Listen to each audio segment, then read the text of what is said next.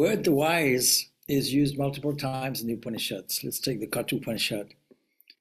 And even if you take the Bhagavad Gita, that the wise don't grieve either for the living or the dead.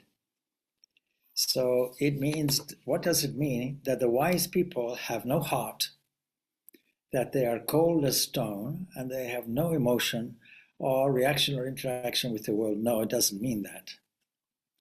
It means that they have found a fundamental unity that transcends pairs of opposites. So when you talk of energy, good and bad, it's only because you've made a division of things. And the division of things is just a mistake. It's not like that. For practical purposes, we can use the duality of this and that and multiple things and multiple beings. But if you really want to haul out the multi-purpose tool in the most difficult situation, we have to resort to the non-dualistic system. That is our absolute, ultimate problem-solving tool that we have. And that means we have to be very familiar with the philosophy. Now, I know I often talk about physics, and I'm going to talk about physics again because you're all familiar with this energy equation that Einstein comes up with. And he came up with it in an appendix, probably jointly with his wife. E equals m, and the c squared is in there, but it's only to reconcile units so that we don't have to deal with ergs and grams. That's it. It just indicates a potentiality, that 1 gram is equivalent to an atomic bomb, something like that. So the long and the short of it is both the yogis and the physicists agree on one fact, and that is there is only one energy. And it's not that I have a personal energy, then other people have a personal energy, and people drain my energy, or I drain their energy, or I enthuse their energy. It's not an energy stock exchange. So we have to get used to the idea that there is only one matter and one energy, and we call this prana is the energy, agasha is matter. These are the yogic terms for it, adopted widely by all systems. So we can say that in the physical beginning of things, there is a primordial matter, not yet defined, unmanifest. And when energy interacts with it, then we find all this coordination, variation, oscillation, and so on, ultimately coming up as you and me and microphones and screens and roofs and everything else. So to understand that, the more we understand the unity of existence, the wiser we become. And wisdom means that we can operate from a point of unity. So for example, when somebody insults us, then we should have the wisdom to stand back a little bit, revalue it properly, and react in a loving, appropriate way, or a way, anyway, at least, which is not damaging ourselves, them, and overall everything. Because what we do to one thing, we do to the whole thing. If you find one worm in an apple, then on a closer examination, you might find the worm has eaten many other parts of the apple. Maybe it's rotten to the core, who knows. So when we talk of energy, we have to be careful not to personalize it or own it. We don't. Imagine that we are a kind of station that has attracted a vortex of universal energy, and we are dispensing it as speech, as activity, as thought, and the most subtle version of it will be psychic energy, which is also called thought. Now, if we know that, we can use it. That would be the wisdom of it. So wisdom, I suppose, can be defined as the measured exercise of power. When we have control over things, then we're exercising our wisdom over it. It has nothing to do with intellectual acumen. It is to do with being able to get to a place which is steady and true and operate from there. If you want to put it in a fancy way, sitting on God's throne and seeing things as he beholds them. God made the world and saw that it was good. We should also see it in this way. But we also have to be realistic to understand how this universe operates. Because from our evaluation, if we are to split things into good and bad, plus and minus and so on, we have to acknowledge that the universe, including our own set of difficulties, is comprised of pairs of opposites, and there's a tussle to maintain equilibrium all the time. Heat-wise, it's to maintain thermal equilibrium. From fluid's point of view, it's to complete things. There are no gaps in water, only temporary voids that are very quickly filled. So there's this continuous momentum that Mother Nature has that has the capacity to balance things up nicely. And there may be some temporary inadjustment, what we can call, maybe in philosophical terms, a dharma, the thing that's holding things nicely together.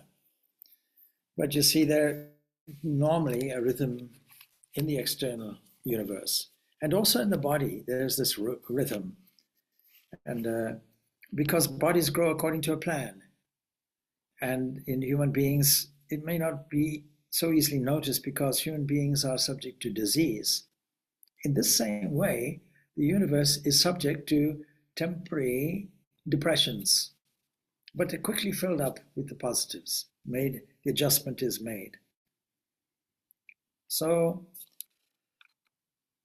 the universe is trustworthy, but we also have to understand the laws of nature and go along with them. We can't oppose them. Once we understand them, we control them. Now, how to control our reactions in a difficult situation?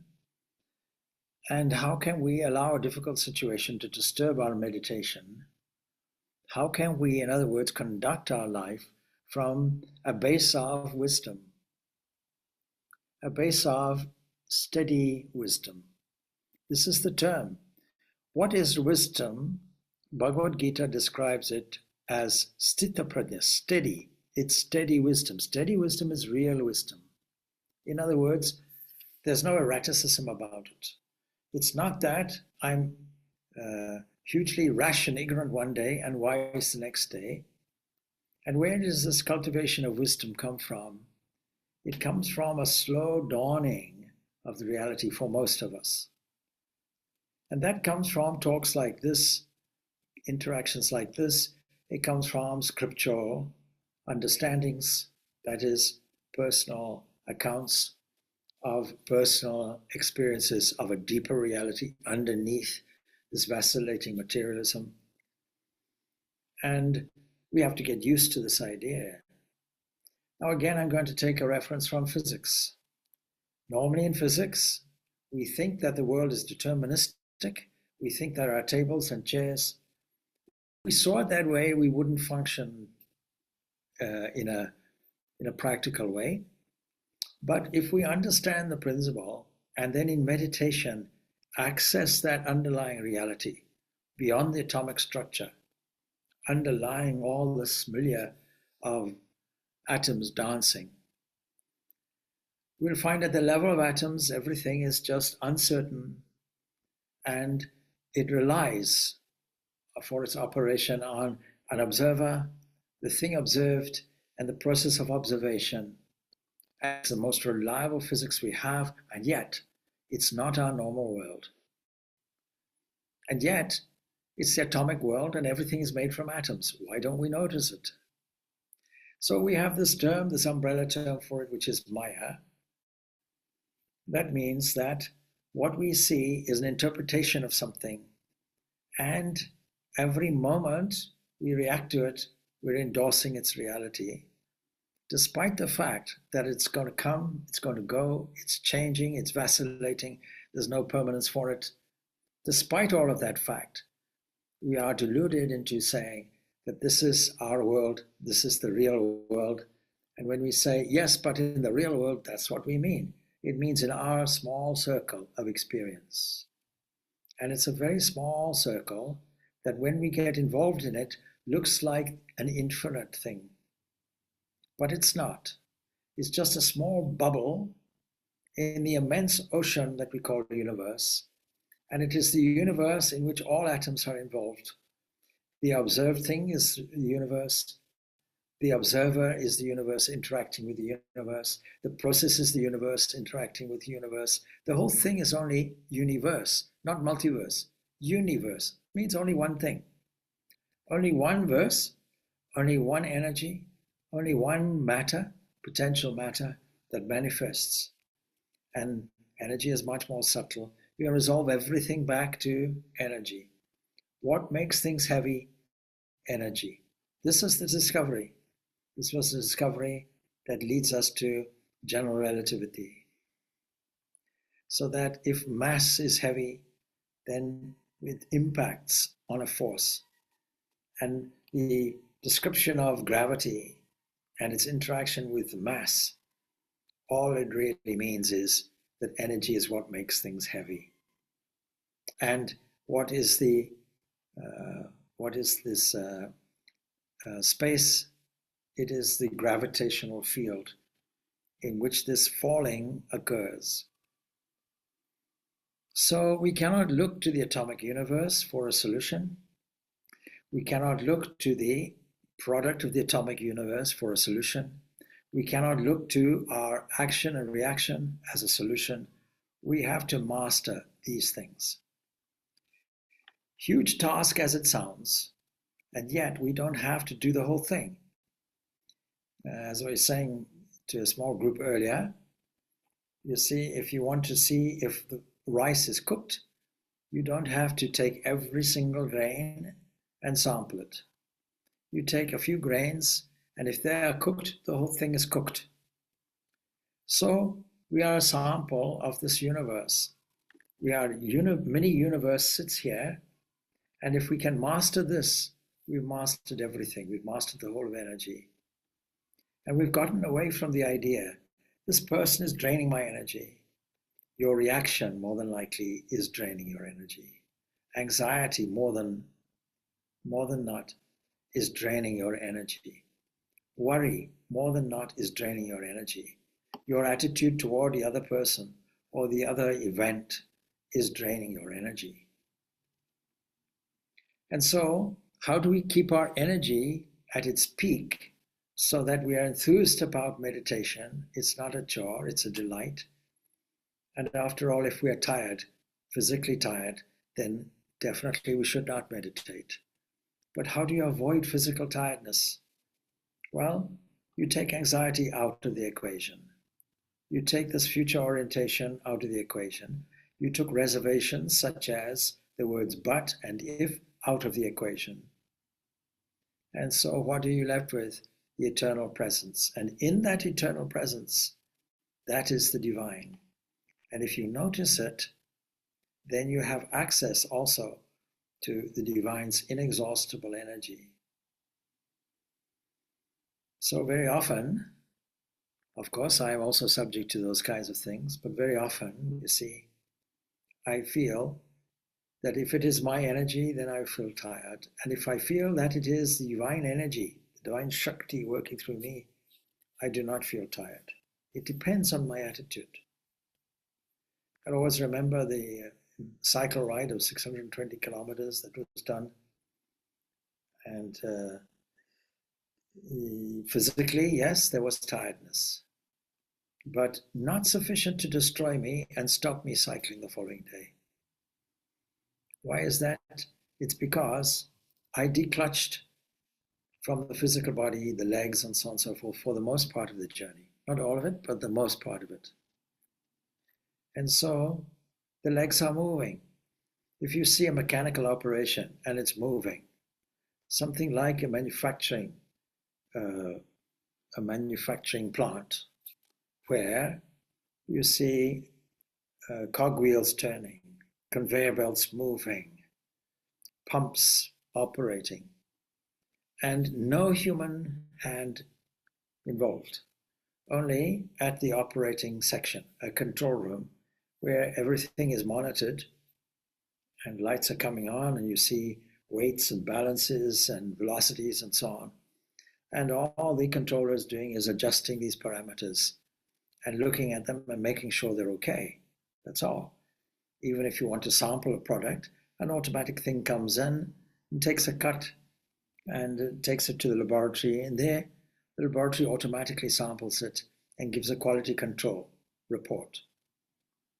So you see, if this is a machine and I treat it like a machine, an efficient machine designed to be efficient, I won't get involved in it. It's operating. So this understanding of ownership and agency, this is really what we call ignorance. This is called avidya. This is being subject to the delusion contained within Maya, understanding that Maya is also our liberator. It gives us freedom as well, if we handle it properly. How do we handle such a thing? We take the raw material that is presented to us, namely the universe itself, consisting of our own little experiences, and we are able to transform it into something useful in the same way that a flower transforms fertilizer into something beautiful. So yes, nature has a beauty, but nature also has cruelty. Nature has a plus, but it also has a minus. So what is our job? Our job is to transcend all of that. And that is comprised of these three evolutionary forces. And when we transcend it, not only are we people of steady wisdom, but we are also people who transcended, who rose above the three forces that we call nature, that work in combinations. And all of these are keeping the machinery of the universe going. They're useful. Rajas, Tamas, Sattva, these are all useful components. But in our own psyche, we have to master Sattva. We have to saturate the mind with selfless values of truth and purity and goodness and love and harmony, like that, and insert that. And very often, qualities and things which we can inculcate and absorb and become one with are expressed in words. And when you say strong, then every fiber takes on this quality of strength. When we take on beauty, it means everything becomes aesthetic. If we take on truth, everything then becomes truthful and pure. No discord, no antagonism, no opposite forces operating, everything working in great harmony. Again, comparing it to a machine, all the machinery working, well-oiled, in perfect harmony. We just keep an eye on it from time to time and maintain it. Have a downtime in a factory where all the machines are nicely maintained, parts are replaced, worn parts are replaced, things are cleaned, and then we go again. And that saves us a lot of time, a lot of money, a lot of difficulties. So this is a kind of factory like that. And part of the factory will be a control room called the mind, which has the capacity to direct the machinery this way or that way. And when we don't direct it correctly, then our enthusiasm dies, we become tired, our energy seems drained, and then we blame it on the other. So that person drained my energy. No, your reaction to that person would have drained your energy, I'm pretty sure. Because it's like saying, you see, that the ocean, which is full, comparatively speaking, and you'll say that the ocean is reacting in a difficult way, or one wave is antagonizing another, and the other is diminishing. It's not like that. There's only one ocean. There's only one universe, universe. It's there in the word. So there's only one energy. And when we use it wisely, we are said to be wise. That means when we are able to assess what is going on in terms of our reactions, which come from the habit level. And the secret is that we stabilize the mind, stabilize the thought, even when no problems arise. So we have a reserve buffer, as it were, in the unconscious mind that serves to immediately produce a better reaction. A lot of people can get annoyed, let's say, by people's behavior. Well, let us say you're waiting in a long queue in a car, and there are roadworks ahead, and you cannot see the roadworks, and you don't know what's going on, and the traffic is backing up, and you're in a hurry. Then you see, you might curse and swear, you might get out of your car, not knowing what happened, start shouting at the driver in front. Then you realize, oh, I see, there are roadworks, they have no choice. What do? You have to get back in the car and wait patiently. Then what will you do there? You internally start cursing, internally get angry, start fretting. Or will you say, nothing I can do, I may as well do something useful.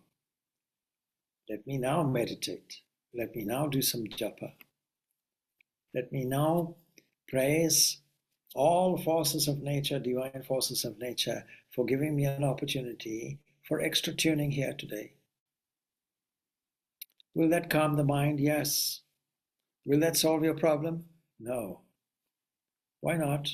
Because the universe has all these difficulties interpreted by us as problems. But it's only because we're interpreting them as problems. Obstacles, yes. Challenges, maybe.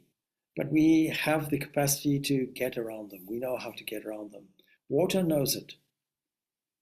We were saying earlier to a group, you see, if there's a plumbing leak, you know that water goes everywhere. You see it in the far corner of a ceiling, you wonder, but the leak was over on the left side. How is it that it's appearing on the right-hand side? Yes, water is like that. It has it makes a capillary action in things that can absorb it. It knows a way, it finds a way. And so there's a whole flow. Last night we were taking up the subject of the divine grace and using the analogy of flow. It's something that is flowing because it's never ending. There are no gaps in it. And so water is like that. That's a good analogy. It continuously flows. There's no holiday for it. And it finds its way, and its purpose is, may I arrive in the ocean, where I disappear and find my home, my divine home, as it were, in the analogy. So in the same way, we're all moving along, but it's not a smooth course. There'll be rocks in the way. There'll be sandbanks. There'll be things splashing. There'll be whirlpools. There'll be waterfalls. There'll be all kinds of obstacles until every molecule reaches the sea again. If we are using this as an analogy, we can't stop there. But when it arises in the ocean, then is evaporated by the radiance of the sun and collected as clouds, circulated around the earth, and deposited as rainfall, and the whole drama begins again. Now we can get hooked up in that drama, and we have to realize that drama is enacted by our thinking process. Every thought that we have, not the other person, every thought that we have, every reaction we have, if it's not monitored and controlled carefully, will produce exactly the result, good or bad. We want to steer it in such a way that the result is not only good, but is superbly good, is the highest good. And the highest good will be not for me, not for the thinker, but for the entire universe, the entire body, that where being has transformed itself, as it were, into becoming. The whole universe. That's the key. There is no universe separate from us. There is no person separate from us. There is no vortex in a body of water separate from the water. There is no clay and pot separate. There is no gold and a ring. It is all the same thing. You can't have gold and a ring. You can have the gold in the form of a ring, form of a bracelet. You have clay in the form of an ornament, or a cup, or a plate, or a pot. So the substance is one thing, energy is one thing, matter is one thing. How we handle it is called wisdom. When handled correctly, it is called wisdom. When not handled at all, it is called ignorance. Being subject to this delusion is called ignorance. That's the complete opposite of wisdom. So somebody wrote in chat, request permission to record on this computer. I don't know who is this. I think Swamiji, that would have been an automatic message from Deepak. I put a question in there to ask. Can I ask another question? Yes. Okay. Anyway, yes. Relating to the same thing. So, the analogy that came into my head was, I had an interaction with somebody and it felt like a mosquito bite. So I moved away, and then I moved somewhere else and got another mosquito bite. And I went, the smart thing to do is continue to move away from where the mosquitoes are. But rather than moving away to where the mosquitoes were, I felt I was walking into the next mosquito bite. And all of a sudden, I think there came a point where what it felt like was I had 6 mosquito bites. Everywhere I turned, there was mosquito biting me. And I got to the end of it and I went, I didn't have a process to deal with each individual mosquito bite. So then I had 6. And then that obviously impacted on my energy. And perhaps I just wasn't aware, but it just felt like every time I tried to do the obvious thing, which is move away from the mosquito, I walked into another mosquito. Well, I would have thought the obvious thing is to kill the thing. It's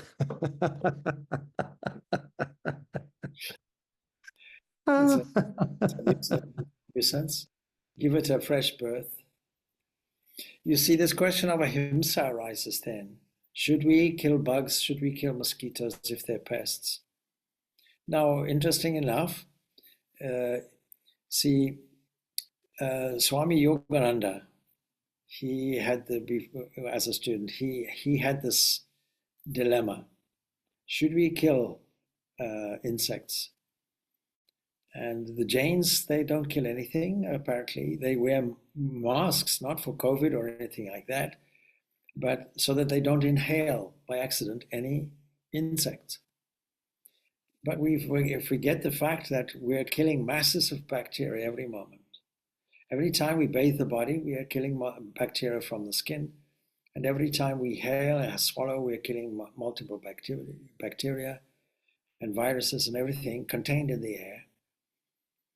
And every time we swallow, the hydrochloric acid is taking care of it, saliva is taking care of it. So there is a continuous drama of birth, life, and death everywhere in the universe. So now he comes with this quandary, and the master is cosmic mind.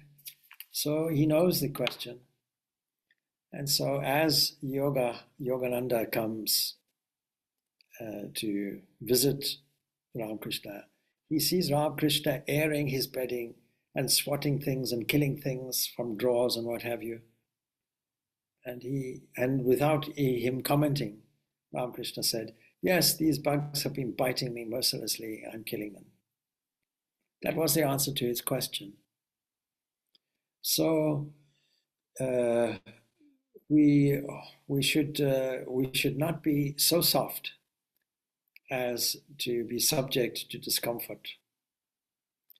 But mosquitoes' nature is to bite, and our nature is to prevent them, and so it is. By the way, in Zimbabwe, in a place called Chirundu in the valley, I once lay on a bed there, and as I lay on the bed, there was a camp cot, more than that, a flurry of mosquitoes flew out, hundreds and hundreds and hundreds of them. So you're lucky to get away with 6, or at least one hungry mosquito that likes to bite you 6 times. Now we can have various reactions to this. We can say, let a mosquito bite me. In Africa, if you do that, you'll get malaria. That's the problem. So, it's more important um, to have a good meditation. It's more, my first encounter, I should tell you, my guru, and I sat at his feet, and he was a quiet man. So he opened his mouth, and I thought, this is going to change my life. This man is the embodiment of wisdom. This is an answer to your question, what is wise? He embodiment of wisdom. And so he opened his mouth. I paused, waited, listened carefully, and he said, so, and I thought, here it is, a transforming statement. How do you like the mosquitoes in Kolkata? He said. And of course I laughed, you see. So, because if you go and sit at Berumat, people, they don't meditate without putting a cloth over their head because the mosquitoes buzzing all around. So we have to take life as we see it and accept it. Mosquitoes are there, mosquitoes will bite. If possible, we prevent it, not by moving away from it, but by solving the problem if necessary. In Berumat, they actually put something there, some kind of chemical deterrent there, and that deals with the mosquitoes most of the time, but you still get them a lot of the time. After all, it's by the water. So, what is the opposite of this ahimsa? Love. And love doesn't mean to say we want to harm things. It just means to say that we have a different understanding of the universe, and our love penetrates beneath the surface to the universal, which is the divine. And there, if we can sit for a while, and that is called meditation, by the way, just sit there in a continuous sense of divine presence, then that will renew our energy, because we've gotten to the source of energy. We've gotten to the source of everything. Keeping in contact with the source, that's what we want to do. If you go back to Africa, I know that for so long, three explorers had wanted to find out what is the source of the Nile. They came up with two different origins. Once you know the source of something, then you know the rest. So we have to handle things at the source, not as we interpret the variation of it. The whole thing is what we call Mahamaya. The whole thing is the universal mother energy of the universe.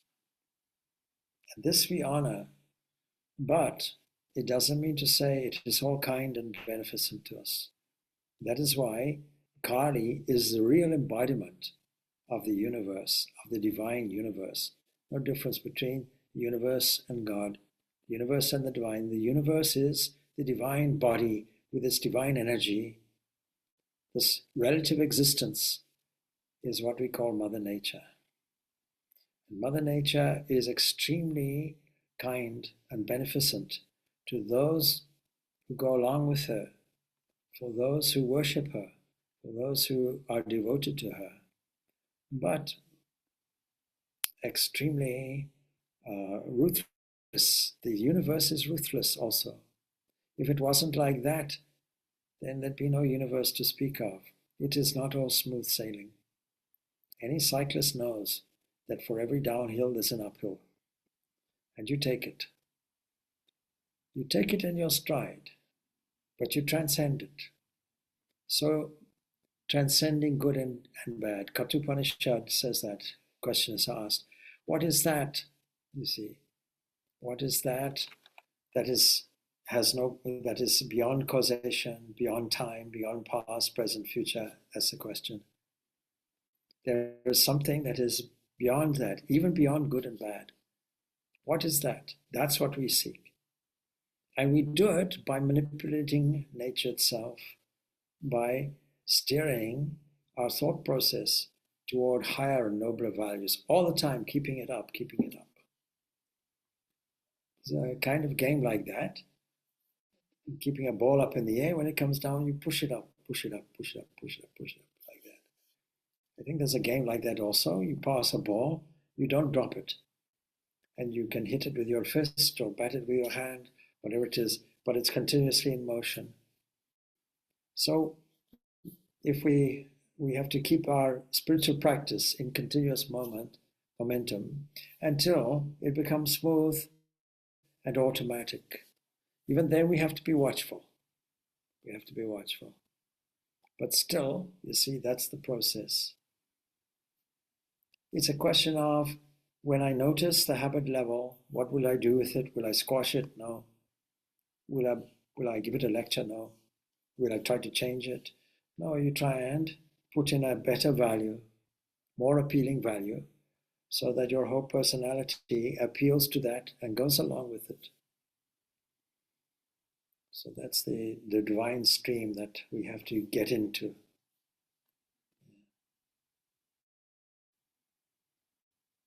Everything is in rhythm, you see. So if you look at all the astronomical bodies, you find that they're all following a certain rhythm. They're following a certain pattern. There are certain laws that they're all obeying. And we don't really know why, or astronomers don't know why. We know why. It's because there's a Lord of the universe, as it were, who is operating things in rhythm and harmony. And that means that there has to be a plus and a minus, pairs of opposites have to be there. There has to be a force that wants to wind things out and a force that wants to wind things in. One is called gravitational force, and the other is called electrical force. And there has to be this balance. Without this, nothing moves. Without this, the universe stops. Should the universe stop? Well, why should it stop? Let it continue, but let us handle it well. And handle it from a position of strength. True wisdom is actually wisely handling strength. That's really what it is. And on the earth, you see, you don't find anything which can stand unsupported. So the scripture will tell us, I am the support of everything. Everything is supported. So we're able to sit where we're sitting because the earth supports our chair on which we sit. And the chair supports me. There must always be a support. That support is what we call the divine. How is it that the sun and the moon and the stars and the whole planetary system are found without any pillar to support them? They just seem to be floating. So the question is, where could they fall? And into what can they fall? And so without the ordinary understood nature of a support, they all seem to be moving fantastically here, there, and nothing colliding, or very little collision anyway. So ever since we began to look into the sky, you can say down in the sky, then that person looking must have been seeing the pole star that stands steady at the equator. And that gives us the lesson. That's steady, it doesn't move. It seems to be there unsupported. And what's the relationship between this pole star and the pointers and the Great Bear and all of that? It's exactly the same as it was, I don't know, let's say 1,000 years back. And people spotted it way back then. And all this time, they've been running at different speeds. And yet, their relative proportion, the distance, it all seems to be the same. Nothing seems to be moving. And the angle of the earth seems to be the same. And tomorrow we have the longest day. Tomorrow is the summer solstice. So unsupported by anything visible to us, their own gravitational fields are doing it. They're able to support them without making any unnecessary collisions anywhere. And they're all going at terrific speeds. So this is all in a rhythm that we call nature. And everything has its place and should be an opportunity for us to wonder. That's from an astronomical point of view. Same thing is happening within us as well. The marvelous life of a cell. So isn't it better to wonder at these things? Say, Lord, you are the supporter. Thank you. You are the one that is giving us this impression of no motion, and yet there is motion, a relativity of perception. Things are not what they seem. So how can I establish what the reality is? I have to go much deeper. And I have to do that with love, with devotion, giving me a sense of reciprocal elevation internally. So I have to keep that going. Once I keep that going, then this meditation becomes a delight, not a chore.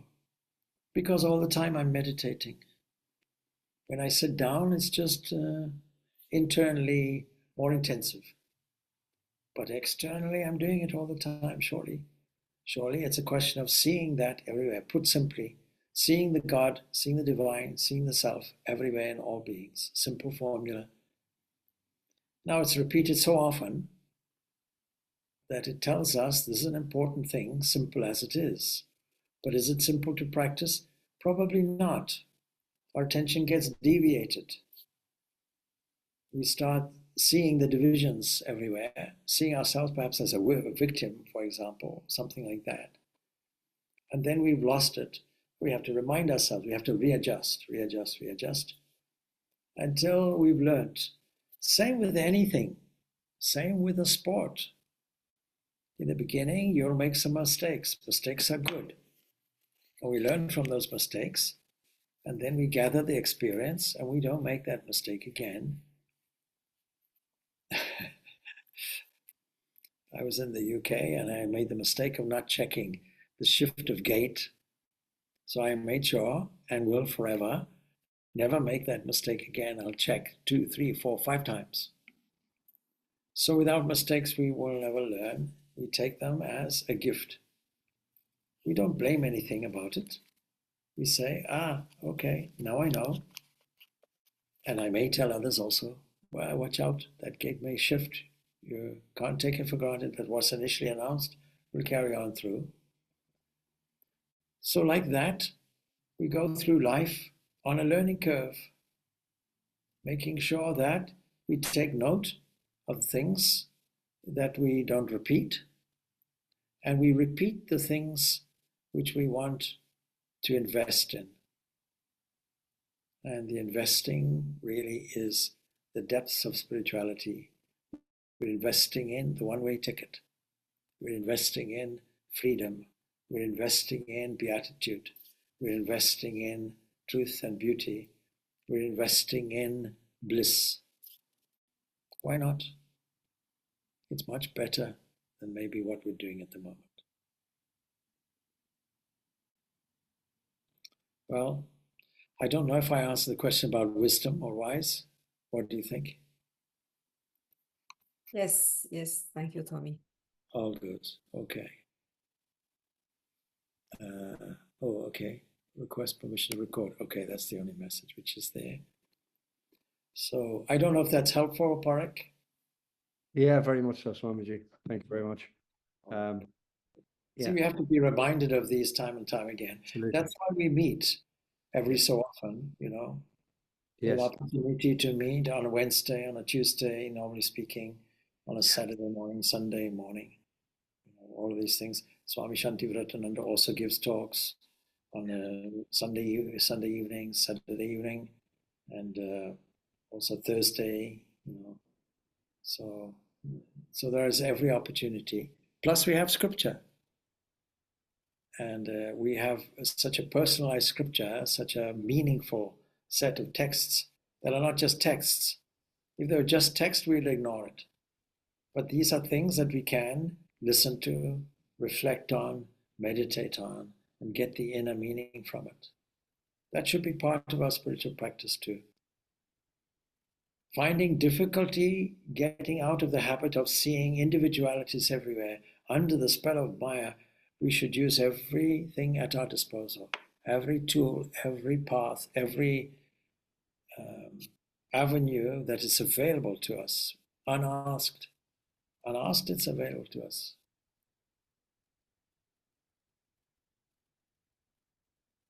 Instead of sitting saying, poor me, poor me, poor me, you say, I am the infinite. There's nothing poor about me. I am the glory. I'm divine energy. If I'm divine energy, how can I be depleted? What will deplete me if I'm divine energy? If I have access to that, what will deplete it? What will take it away? What will change it? Nothing.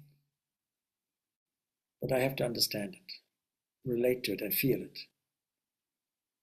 Meditation can give you that, and the inkling, the studying can do that, and walking in a beautiful garden can do that. See, I've just come from a beautiful garden now in the UK, and immediately you enter it, naturally, your mind will go, at least at minimum, to what we describe as nature, misunderstanding that we are part of nature, the whole thing is nature, but nature in the form of beauty, living things, grass, trees, flowers, insects buzzing around, spreading the nectar everywhere, the pollen, germinating everything. Everything seemingly dancing in a glorious, beautiful ballet. Well, what a wonderful thing. Now, if you're standing in the midst of a crowd, and if people are jostling you, pushing you, and so on, can you maintain that sense of equilibrium? It's quite difficult, however, not impossible. Because if I'm a flower trying to grow, and a competing flower comes and jostles me, what will I do? You don't see it from the plant's point of view. You go to the Amazon forest and say, oh, how beautiful. But the little ferns, they're trying to compete with the big trees. And so they find their own level and they adapt and make sure that they're okay, and the moss is there and so on and so forth. So every plant is vying for sunlight. Weeds are vying with roses everywhere.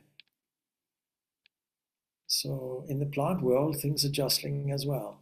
Unbeknown, unseen by us. Things are like that. If I was a flower and conscious about it, I would say, never mind. I have my own beauty. I don't have to borrow it from somewhere else. And I came from manure, but I smell very nice. I have the capacity to transform something rotting into something beautiful. Can we not do the same thing? Yes. We can be professional transformers, transforming our reality through thought. Make sure we transform it well, in a sporting way. All right, we'll leave it there. Om Shanti, Shanti, Shanti. Peace, peace, peace be unto all. Thanks. Thank you, Swamiji. Thank you, Swamiji. Thank you, Swamiji. Thank you, Swamiji. Thank you, Swamiji. Thank you, Swamiji.